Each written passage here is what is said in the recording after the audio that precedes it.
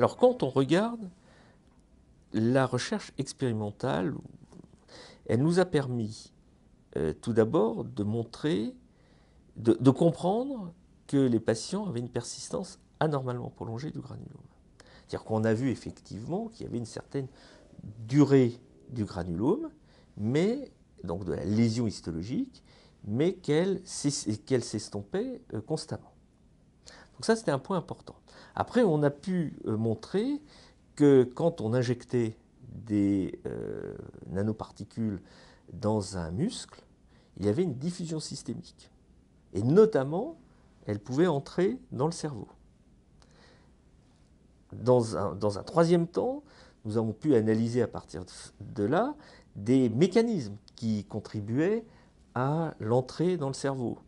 Par exemple, on a vu que les particules étaient transportées par des cellules, des macrophages. On a vu qu'il y avait certaines, ce qu'on appelle des chymokines, qui vont favoriser l'entrée de ces particules dans le cerveau, etc. Donc on peut, à partir de là, analyser les mécanismes.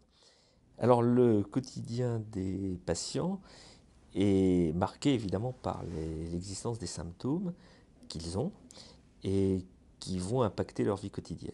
Alors il faut voir qu'il y a trois grands groupes de symptômes.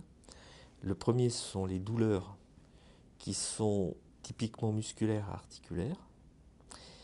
Également ce qu'on appelle des douleurs neuropathiques. C'est un peu différent et parfois plus pénible.